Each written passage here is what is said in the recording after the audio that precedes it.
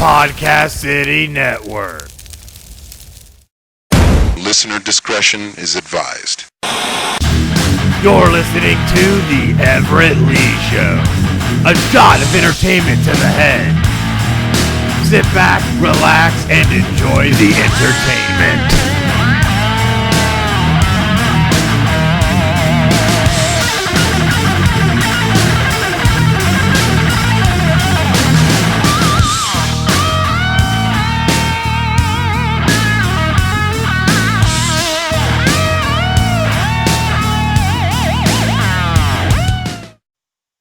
All right. Welcome, everyone, to the Everett Lee Show podcast. I am the Everett Lee. Just trying to set my phone up here. I want to give a quick shout out to everyone that follows me on Twitter. You can follow me at the Everett_Lee, Facebook.com/EverettLee. Click that thumbs up. And, of course, Podcast City Network, the official host of the Everett Lee Show.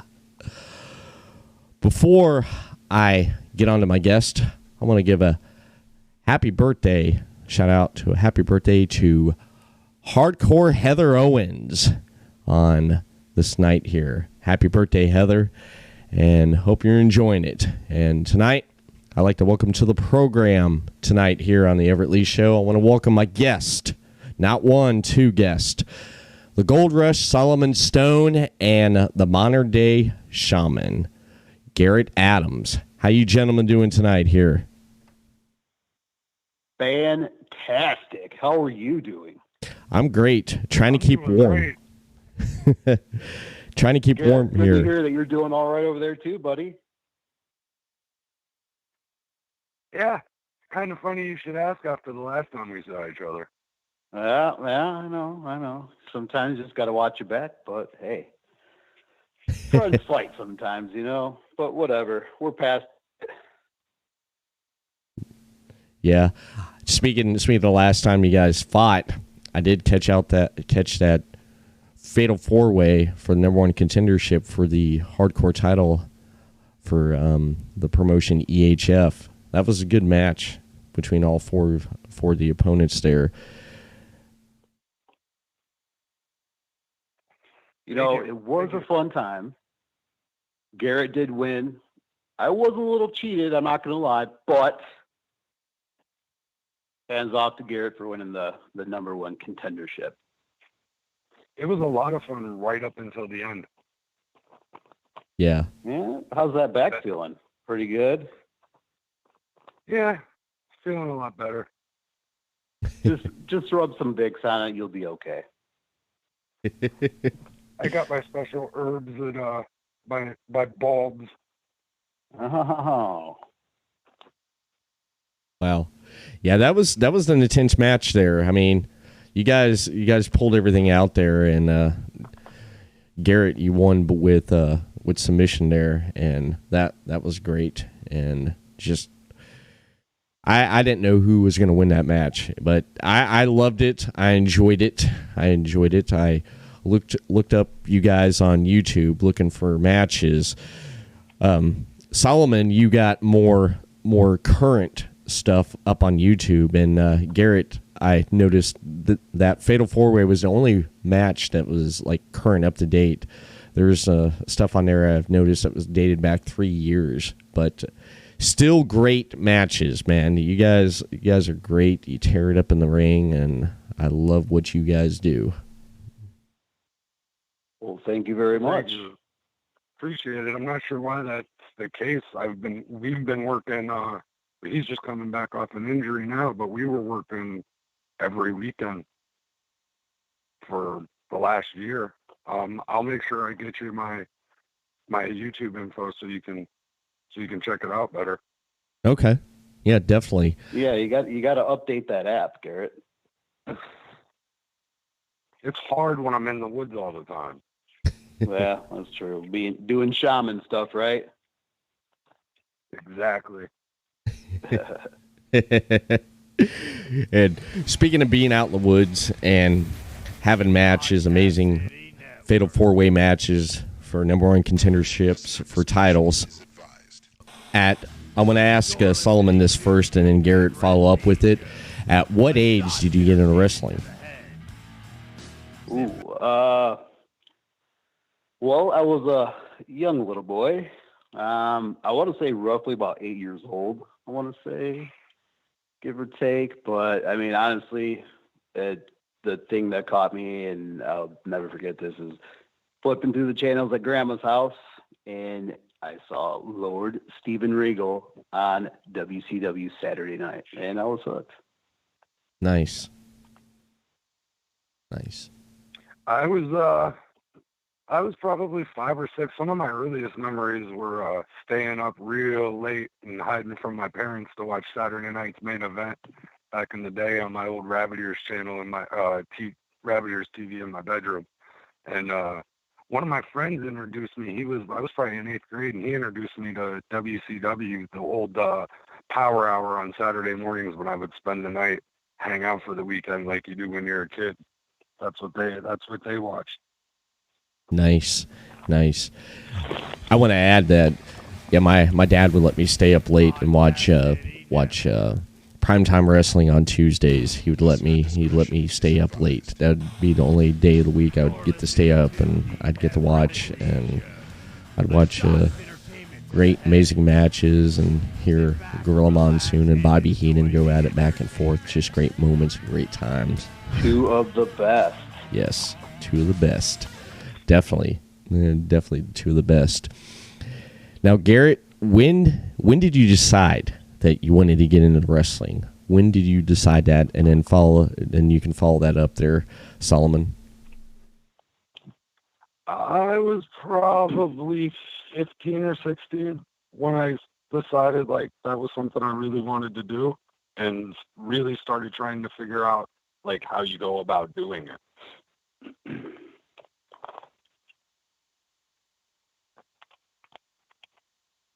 Okay. So yeah, probably about 15, 16, I'd say. Okay. About 15, 16. What about you, Solomon?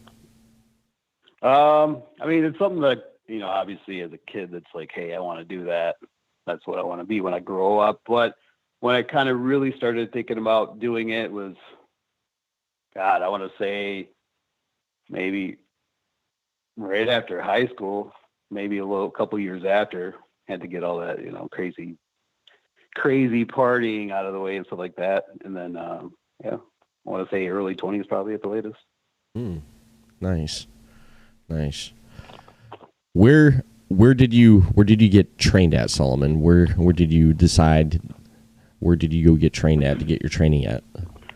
Well, I actually started at two different places. The first place I actually originally started training at, if you want to kind of call that training, but it was in Davenport, Iowa. Just kind of found this flyer. I think it was at some like local restaurant. It was just some local flyer for like wrestling show. So I contacted them via Facebook and was just like, hey, I want to train, and started training. But whoever the guy was that, was running the show there, he was on the road a lot. So it was kind of basic, hitting the ropes, bumps and stuff like that. Nothing too crazy. Right. And then, I think it was a couple years later, I moved down to Florida and started training with Tony Devlin down in DWI, based out of Ruskin, Florida. Okay. The DWI Academy of Wrestling Sciences. Let's give a shout out. That was DWI was one of my stops along my long route, and that's actually where we met, Gene Solomon. Yeah. So that's where the wonderful promotion, wonderful trainer. Yes, absolutely. Nice. Where did you get trained at too, Garrett?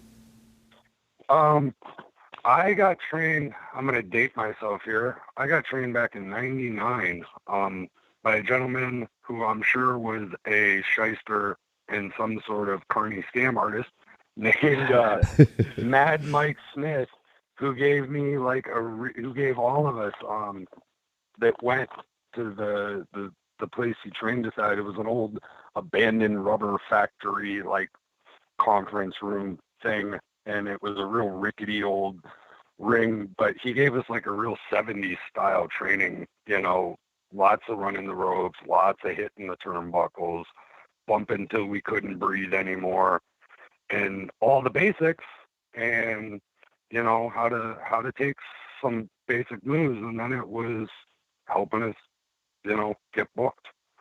And then had some life issues. I we'll say skills of a misspent youth put me in a position where I needed to be in the military. So I kind of stepped away for a while and joined the military, but had the opportunity to start getting back into it while I was in, and started working with and was mentored by a lot of good Southern talent. I worked with like Logan Creed. He just signed with World Wrestling Network, or MLW. Sorry, he just signed with MLW. Tag teams like the Gentlemen's Club and the late Cameron LaRue, Dallas Riley, and the PlayStation Players. I just started working everywhere, and we just all worked together, and we all trained together and worked out together before shows, and they filled in all my blanks for me. Nice. Now, promotions after you got your training and after going out, what are some of the promotions that you worked for, Solomon? I'll start with you. Well, back like when I was talking about the 2011 training originally, they kind of threw me, like my first ever matches that I had were actually kind of sweet. Actually, I had 2 war game style matches, like first ever matches I've ever had. And I even forgot the promotions out there, but when I moved down to Florida, that's kind of really when things started, kind of taking off. I worked for obviously DWI, where I trained out of ACW, which is in Newport Richey, Florida, Real Pro, EHF here out of South Bend, Indiana, Pure Pro Wrestling based out of Flint. This is kind of a small handful of the name, but there's plenty of them promotions out there that I've worked for. Nice.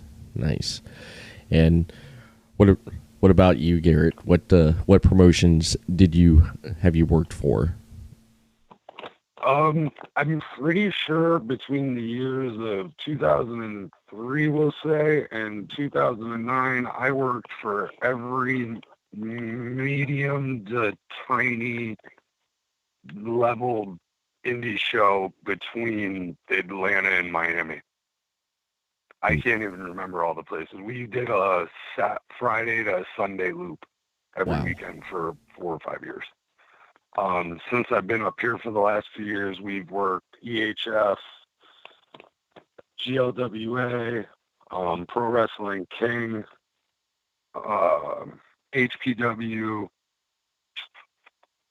New Breed Wrestling, and I know I'm forgetting somebody, but I can't remember. I get hit in the head a lot.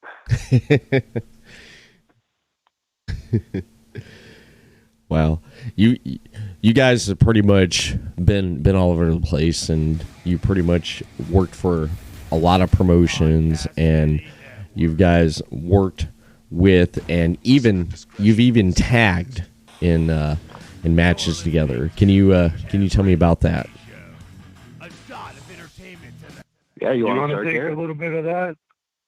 Yeah, I mean, sure, go ahead. Let's hear it.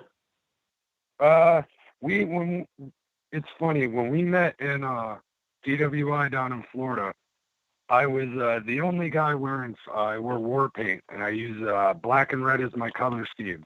Mm-hmm. I see this guy, big muscle-bound guy, looking all like Jack, looking like $1 million in black and red, putting on black and red war paint. Nice. And I walked right over to his. I'd never seen him before in my life, and I walked right over to him and was like, "We either need to tag together or fight each other." That's how I remember it, Garrett. And then we both ended up in Michigan a couple years later, and we hit the road. Yeah. Nice. Now we're all over the place. Yeah. I believe your exact words were, "Let's see how much we can work." Right, yeah. That's good. That's good. Yeah. So you pretty much traveled together, and you've worked a lot of places together. Now, tell me about winning the tag team titles. I was looking at your Facebook there, Solomon, and or I believe it was you, Garrett, that one of you got the other person to help you win the tag titles. What I like to hear about that right there, because I find it interesting, and I love the picture. I'm using it right here with the both of you with the tag titles, with you Solomon with the money, and then just the look with you Garrett. It's fantastic. I love that picture. I gotta use that picture there. But I like to hear that right there. We'll circle back to how he said he wanted to see how much we could work. Uh-huh. So he told me that. Right. And then I filled our calendar, Fridays, Saturdays, Sundays, the whole works, for like the next 8 months. And then he wrestled Gideon Malice for the Michigan heavyweight title and like exploded his knee. Wow. Yeah, it was bad. And I was left with a calendar of tag dates that I needed to fill. Mm-hmm. Like, I don't miss dates. I've missed 3 shows in my entire career. Right. So I don't miss dates. And a lot of the places we had been booked at had planned on building like stables or factions using us. Uh-huh. So they just gave me tag team partners until he was healthy that were, going to be in those stables to fill in for him. Right. Yeah. Well, at GLWA, we did that, but because it's indie wrestling, people, don't show up. They're not reliable. And we had a revolving door of people to a degree in this one group that they wanted us in. And when he was finally healthy, I was like, it's me and him. He's my partner. Your boy is back. Yep. He came back and he helped us win the tag team titles, and then we successfully defended them the next month. Nice. See, the thing about that injury, though, dude, I was supposed to be out for at least a year and then get surgery, too. So, because I had a complete PCL tear and shredded knee cartilage. My knee was toast. Oh, and damn. I just started rehabbing it and taking a little bit of collagen here. Got a special brace made, and dude, it's like magically good to go somehow. If you don't mind me asking, how'd you injure your leg there? Like Garrett was saying, I was in the match with Pure Pro Wrestling versus Gideon Malice, and I don't know, for some crazy reason, this move is never in my arsenal, right? Mm-hmm. So I body slam Gideon or whatever, and for some reason I'm like, you know what, I'm just gonna go do that Bret Hart elbow smash off the second rope. So I go up there and do my thing with my hands, like Bret Hart does. Uh-huh. Go for the elbow smash, hit it. The match continues on, right? I'm fine. I don't feel anything. Right. So then I got about an hour and a half car ride home. Finally get home. The minute I get out of the car, I'm like, holy crap. I can barely walk. And my knee, I could tell it was toast right there. So, whatever, it's kind of sore. And then, dude, weeks went on and it just kept getting worse and worse. And then finally I went and got an MRI and yeah, your knee is pretty bad. You got a PCL tear and all this other stuff. So yeah, long story short, don't ever do moves that you never do. So you pretty much worked the match, kind of like. That's why even though I love him, that story makes me laugh. Yeah, it wasn't so funny past 6 months, but I mean it's funny now, definitely. But sitting here mocking Bret Hart, the best there is, the best there was, the best there ever will be, and I explode my knee. So lesson learned. Well, at least you didn't try doing a Stone Cold Stunner on the concrete. Right? I almost did that, what was that? Moonsault or whatever that Brock Lesnar did. I was going to do that, but oh God, decided not to. I don't know how he survived that, man. Him and freaking Kurt Angle. That was one of my favorite matches on that card there for WrestleMania. Oh, she's a great match. It was. It really was. And he really actually that entire WrestleMania was off the chain.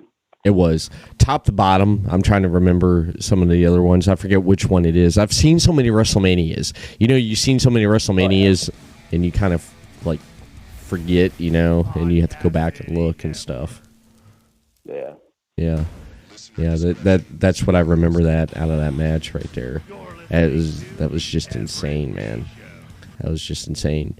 But the fact he finished it completely unconscious, moving. Yeah. If you go back and watch that go pit and pay attention to his face, he's clueless. Angle walks him through the rest of that match. The fact he kept going is ridiculous. Yeah. That was. It's like the lights are on, but no one was home, kind of deal. Exactly. Yeah, that's crazy. So, and also getting kind of like at my house, that's probably why my electric bill is so damn high.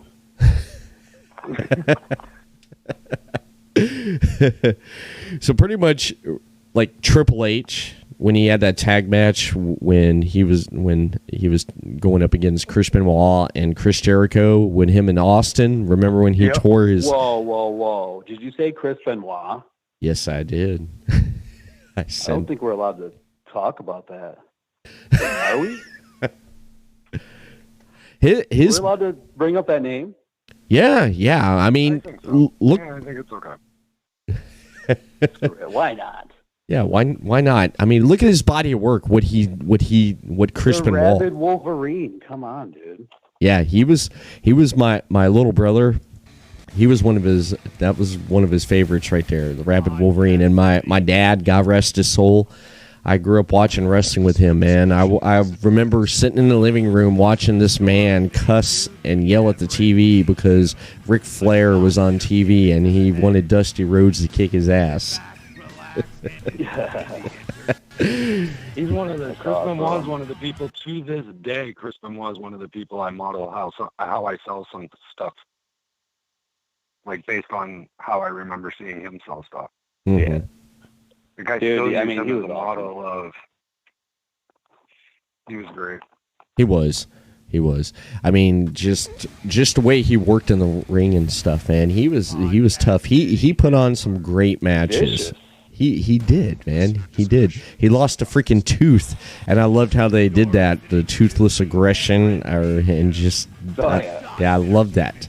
I love that, man. That was good merchandise, marketing right there, man. Because remember the shirts. Yeah. The hillbillies loved that one for sure.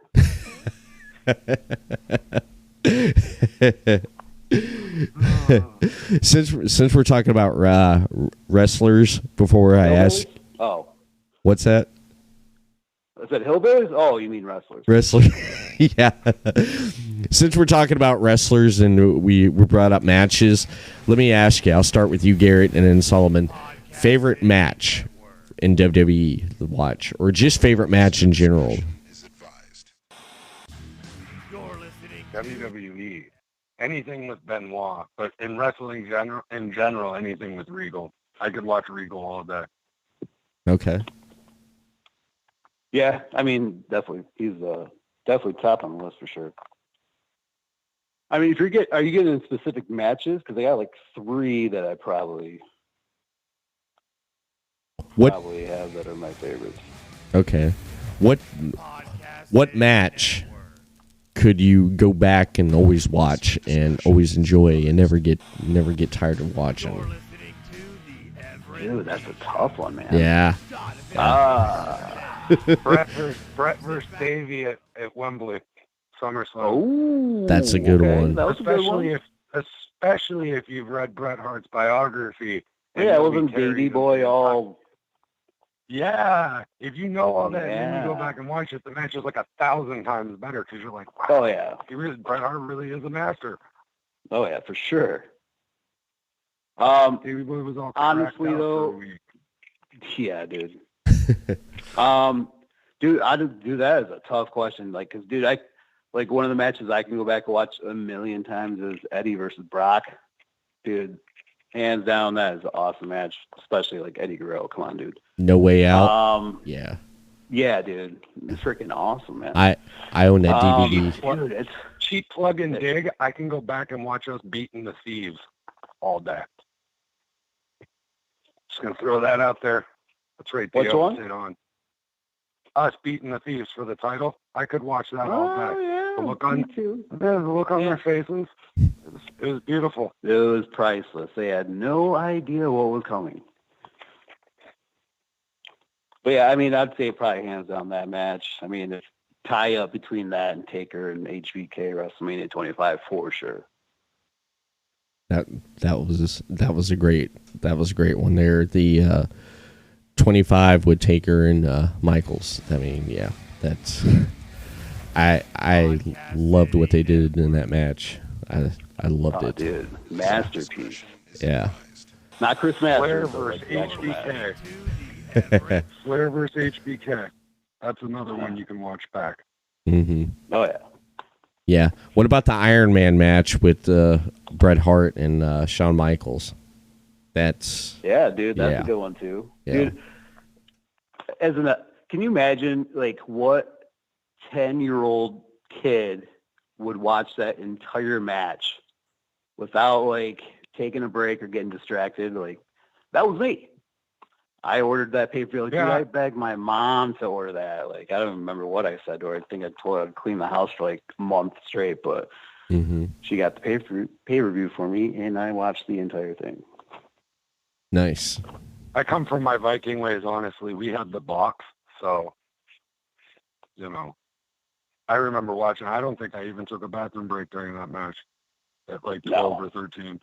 Wow. No. Drinking soda all night with my friends. I don't even think I ran to the bathroom. I was glued. Wow.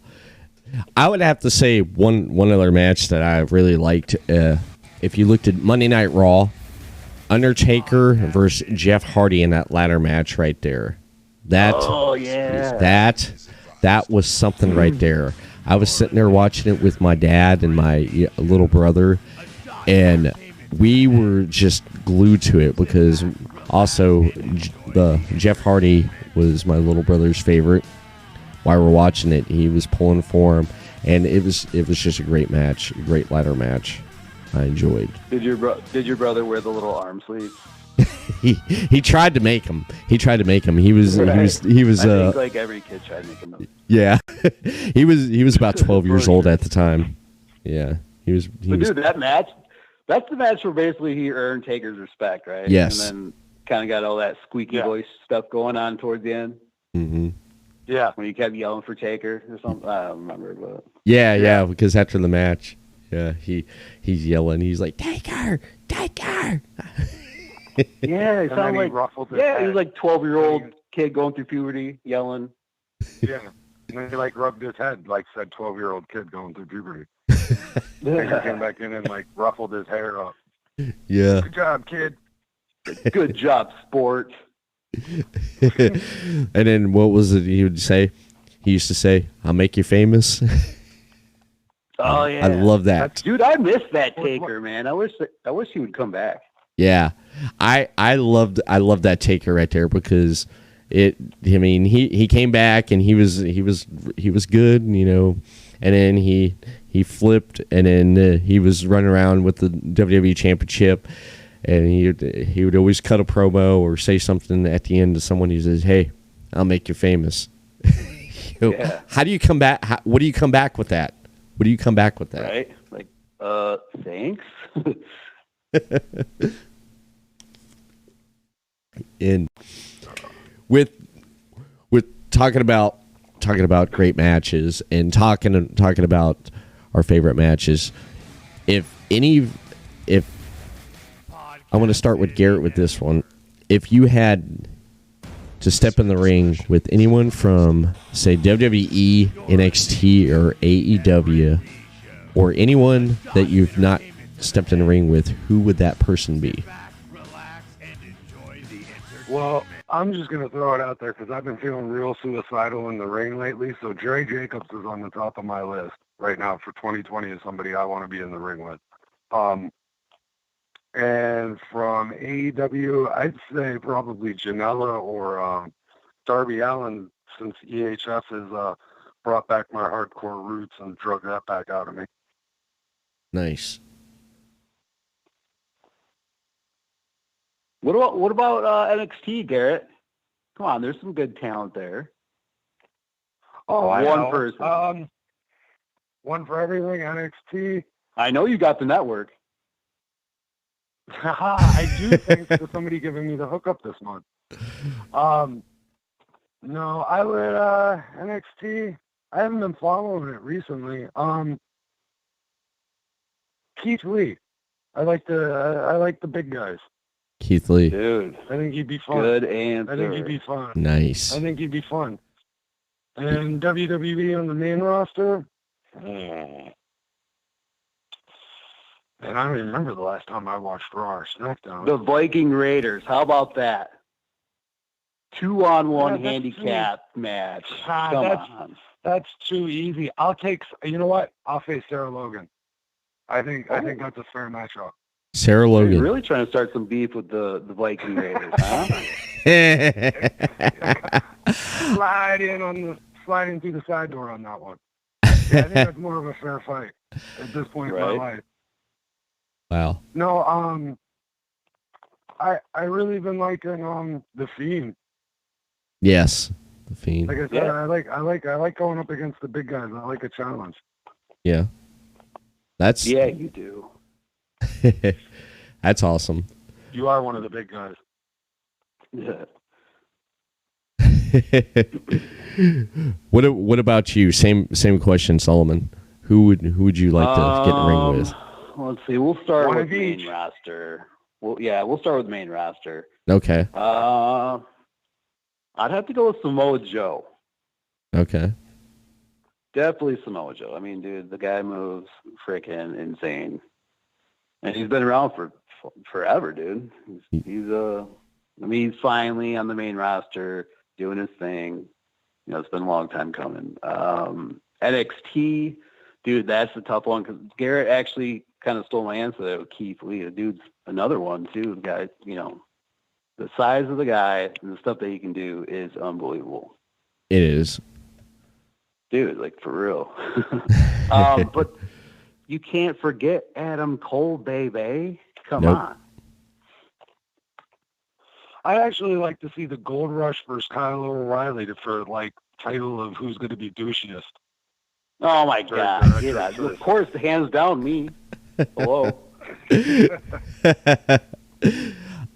I want to. Oh, go ahead. I was gonna say the chat right now is on fire because you guys got some responses here. Jaden Quick says Sean versus Brett. Oh my God, F Jaden Quick.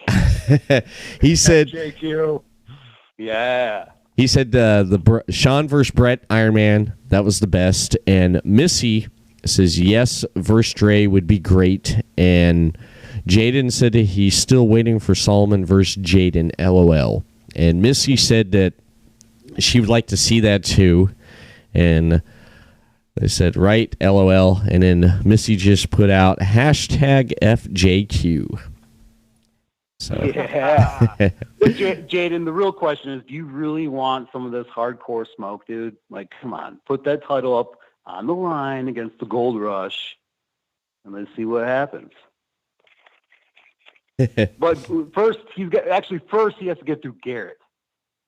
He's not the champ anymore. Nightmare took it from him. Oh, that's right. I guess I've been hit in the head a few times. Jesus. Hey, he's in the chat talking all this smack, and his best friend. Man. So that's true. You know, that's what happens. Jaden replied back. He dropped an F-bomb on you guys. He said, "You guys." Yep. But anyways, Jaden, thanks for interrupting part of my interview of this podcast. Back to the question. Let's get to AEW, okay? Yes. AEW, the person that I would love to wrestle with would be, hands down, come on, Le Champion, Chris Jericho. That's good. But dude, like, there's so many people on there though. Who's another one? Totally underrated, Frankie Kazarian. Come on, dude. Like, he's been around forever too. He's unbelievable for his age as well.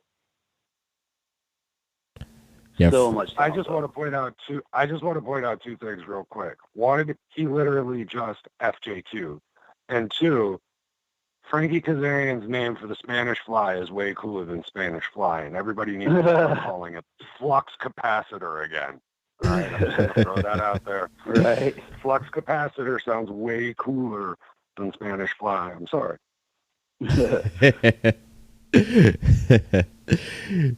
Now, with talking about who'd like to step in the ring with in the promotions that has been mentioned, now, current wrestling, what's been going on with current wrestling and how it is right now, because I know we talked about some great matches and some great veterans and great legends in the ring. Now, your thoughts on the current state of wrestling. I want to start with you, Solomon, and then Garrett, you can follow up after. What are your thoughts on the current state of wrestling right now? I mean, right now, wrestling, I mean, dude, it's probably better than it's ever been, as far as how many places there are to work now. I mean, if you're talking big stage stuff, I mean, you got WWE, of course, NXT, NWA is back. You got Major League Wrestling, all kinds of stuff right now. So, I mean, that alone right there is pretty freaking awesome. Not to mention the whole indie scene is just insane right now. Like, dude, everyone's picking up indie guys, you know? Mm-hmm. As far as product, I mean, it's kind of the same with WWE right now. I mean, it's the same old stuff, but I mean, NXT is real hot. AEW is the new guy in town, which is really hot right now. NWA, I don't know if you guys have caught any of that lately. That's pretty sweet. So, I'm digging it. I'm digging it right now. So nice. Yeah. I'll second most of that. I am actually digging NWA's set design. Sweet. If nothing else, I could care less how derivative it'll come off. I am waiting for an indie company, like a lower level indie company, to try to duplicate it because it looks awesome. Dude, yeah, it's amazing. I love wrestling right now. I haven't had this much fun. I haven't been watching it as much, to be honest. I've been busy doing it, and I find it the more my schedule's filled doing it, the less time I feel like spending watching it. Right. I don't know why that is. But like Solomon said, I mean, the indies at all levels are blowing up, to the point that some areas are starting to get oversaturated. Mm-hmm. And while that's a bad thing, I look at it as also a good thing that many people are doing things in the business at all levels. Right. It's amazing right now. What I love about wrestling right now, I mean, I grew up with the WWE with Hogan in the 80s. I watched WCW I went back and forth, watched WCW as a kid, watching Sting, Flair, Dusty Rhodes, the Steiner Brothers, Road Warriors, and just watching that. And in the 90s, the Attitude Era, I remember that like it was like yesterday with the Attitude Era and the Monday Night Wars with Nitro, and just going through that.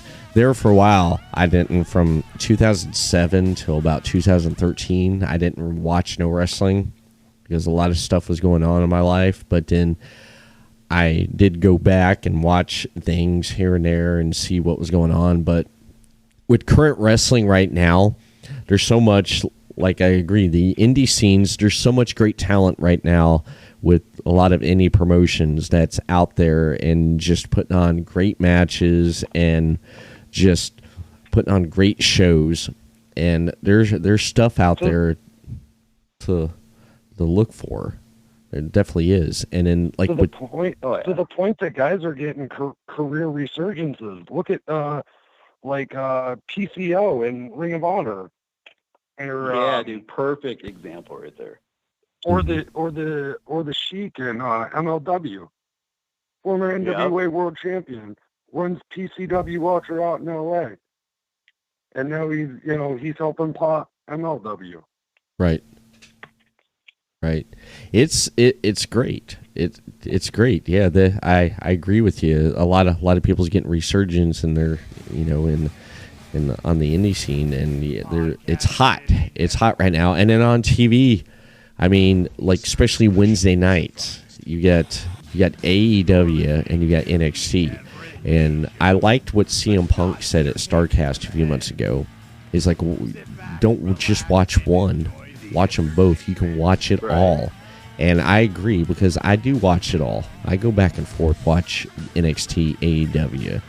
I go when that's on Wednesday nights. I go back and forth. I'm flipping through the channels. I'm like, God dang. I'm sitting there thinking, I'm like, this is just reminds me of how I was as a teenager in the 90s watching the Attitude Era. Watch 100%. Yeah. The same exact way. Yeah, first hour, watch Nitro. Then 9 o'clock, flip it over, back and forth. Oh, yeah. It is a great time to be a wrestling fan and a wrestler. Totally. Very much, yes. But let me get back to Punk. Mm-hmm. Do you guys think he'll come back? Who? CM Punk. Oh. I mean, you don't. Does it matter? I think he's going to come back. Does it matter? Come on. I'm Absolutely. sorry. I'm sorry. I'm loyal to a fault. I was a Colt Cabana fan before I was a CM Punk fan.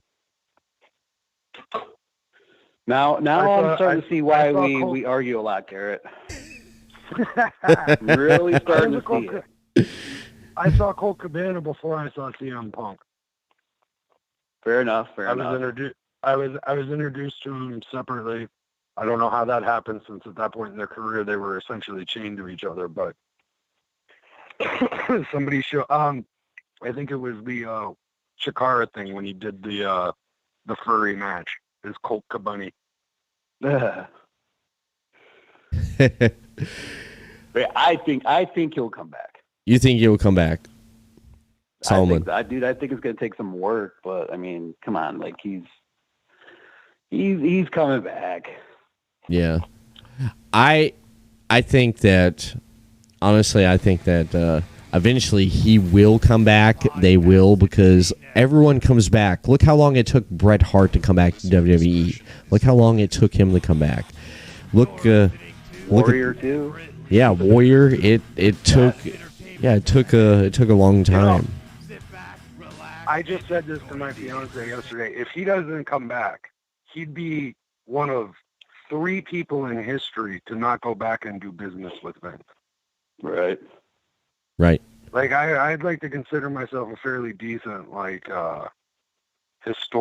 historian of like parts of the business, and I'm almost positive the only 2 people Vince has never done business with twice is Savage and Ole Anderson.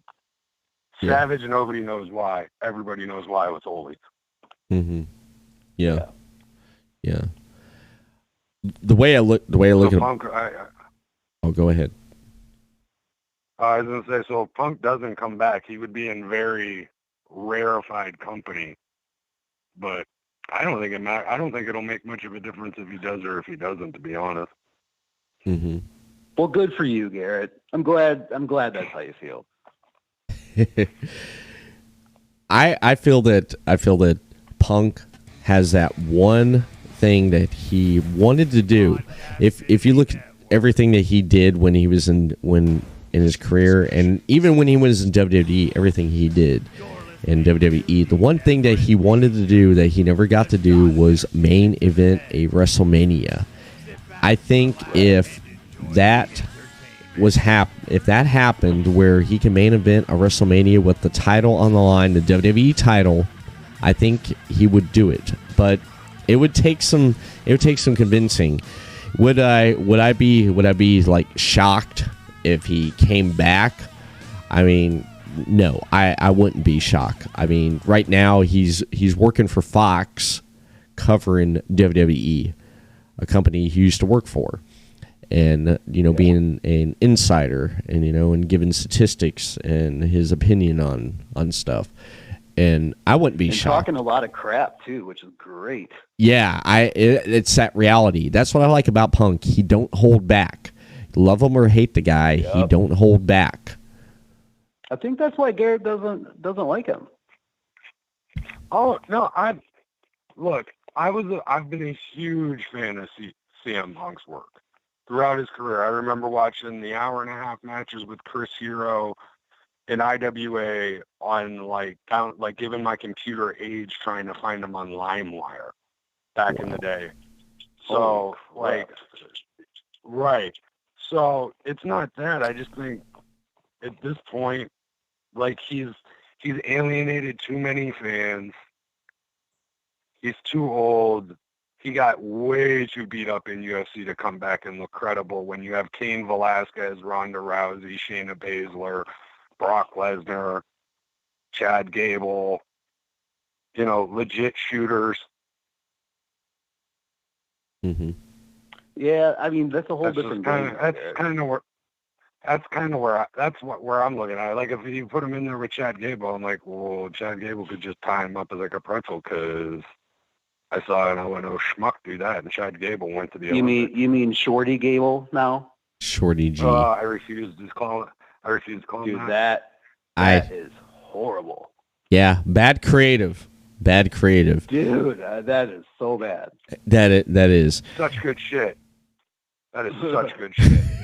I'd like to think that's the phrase used when somebody approached him with that idea. Yeah. Oh, that's such good shit. He's short. Let's call him Shorty Gable. That's Vince. That's Vince McMahon right there, man.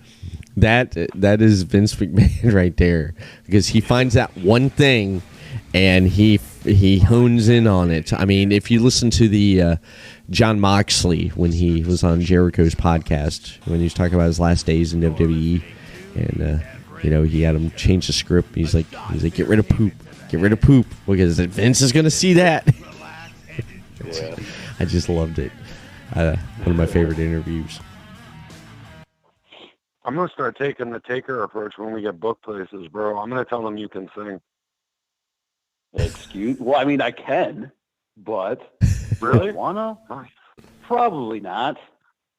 Nice. I was just doing it to put you on the spot places. No, I mean, dude, do you think I really want to sing for all these people and let them know that I have the voice of an angel, the voice of Jesus? Probably not. They don't deserve that. Come on, Garrett. Got to pay top dollar for this voice. An hour plus podcast with Stone Cold and Undertaker. That was my big takeaway. He told Vince he could sing when he panicked. Right. Undertaker panicked and said, I can sing. Right. That was actually really good. Dude, I watched that entire thing. That was actually really good. I did too. I did too. It was really good. But right now, that's the thing that sticks out in my head. Mm-hmm. Is that he panicked and was like, I can sing. Yeah. What I liked about that interview there was when his contract came up in WCW when he was there, and was it Jim Crockett told him, he says, you're not a draw, no one's going to pay you to ever see you wrestle. Boy, was he wrong, man. Right? Was he wrong? Completely wrong. Jeez, I couldn't believe that. I was like, are you freaking kidding me? And I liked how when when Steve asked him, who did you ask and talk to for advice and stuff, and he said Jake Roberts. I was like, bingo. That right there made a lot of sense. I was like, that right there. That made everything as like the psychology of what it just made sense, man. Just great psychologist in the ring. Yep. Absolutely. Yeah. One of the best promos ever. Yes. The chat right now is still on fire here. I want to say that. Tell Jaden Quick to get a life. Well, is it past his bedtime? I do want to say this. Put all 56 of his kids to bed. I do want to say I do want to thank everyone for tuning Seriously, in. in all seriousness, we do. I love you, Jaden. 56 kids and all. I love you. He's a swell guy. I do want to thank everyone for tuning in tonight here on the Everett Lee Show here, and with the Gold Rush Solomon Stone and the Modern Day Shaman Garrett Adams. And I do want to thank for the feedback in the chat I'm looking at right here. I love what everyone's saying and what everyone is talking about here. Tim says sing something, and something Disney, and Missy said sing me happy birthday this weekend, LOL. I hope you have at least $150 for at least 2 minutes of that singing. $150 for happy birthday. That's my going rate. You better do it like Marilyn Monroe, dude. She takes our pictures. me. Yeah, let me get ready. Hold on. No, she said this we'll weekend. Pay it for another time. This weekend. All right. This weekend. Maybe I'll consider it. Now, speaking of this weekend, or actually just here whenever here in the next few weeks, or what I'm getting at is what upcoming events do you guys have going on? I'll start with you, Garrett. What do you have upcoming events you have, and then follow up with it, Solomon. Well, Saturday I will be at EHF challenging Celtic Nightmare for the EHF Hardcore Championship and at Overtime Sports Bar in Elkhart, Indiana. And then the following Saturday, I will be at GLWA at Top Notch Physiques in Coloma, Michigan, with my partner, Solomon Stone, defending the GLWA Tag Team Championships against, I believe, Epic Love. Cody Love and Trayvon, what's his name? Trayvon, who cares? They're green. Just kidding, kiddos. Epic Love is an amazing up-and-coming talented tag team, and it'll be a pleasure to feed some knowledge into them kids. You got anything else, Solomon, coming up? I mean, ditto to that. I mean, me and you are on both upcoming shows, so really that's all I have for now until we start off with the new year. Nice. I got the promo up here for the EHF Jingle Brawl the way, and looks pretty good. I would be remiss if I didn't hype and plug New Breed Wrestling's Diesel Power Lounge shows.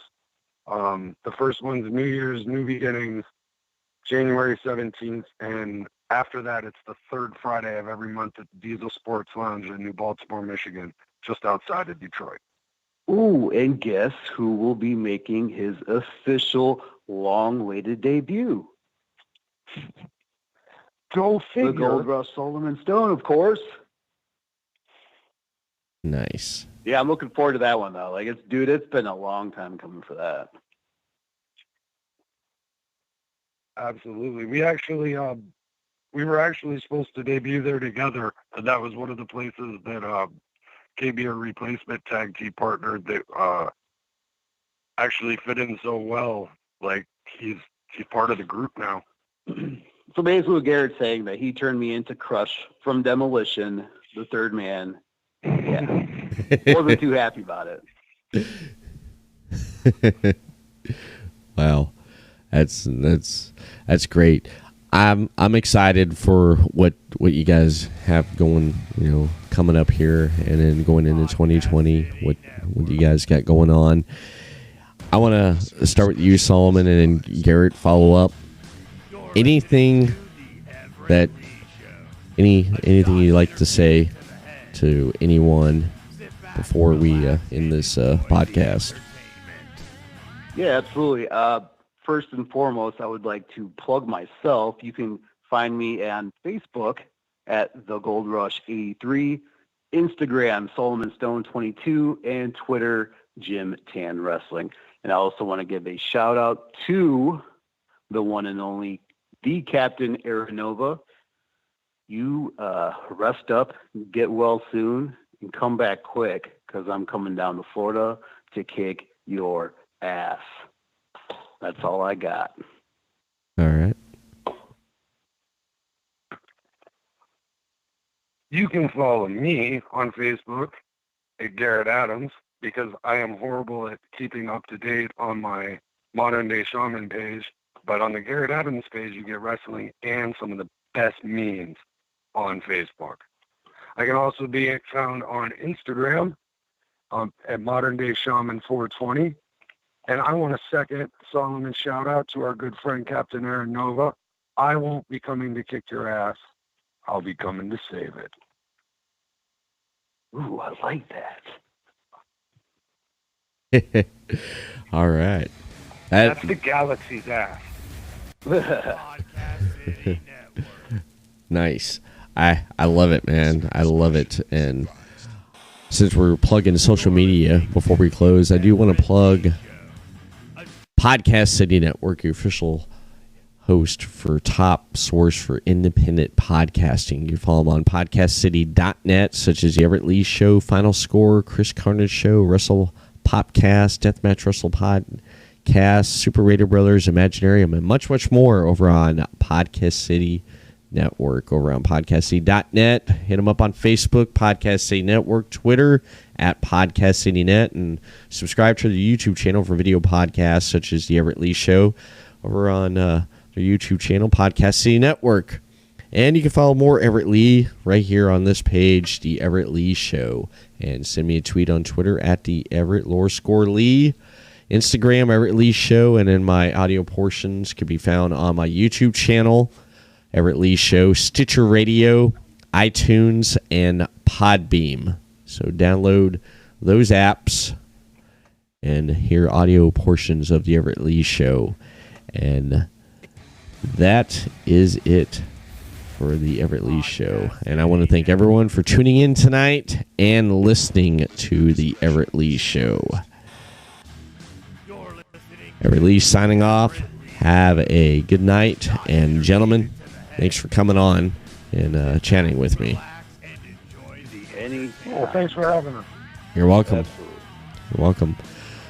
I will see everyone Thursday for Slammin' Thursday edition with the Chris Rose. So check it out, everyone. We'll see you then. Have a good night.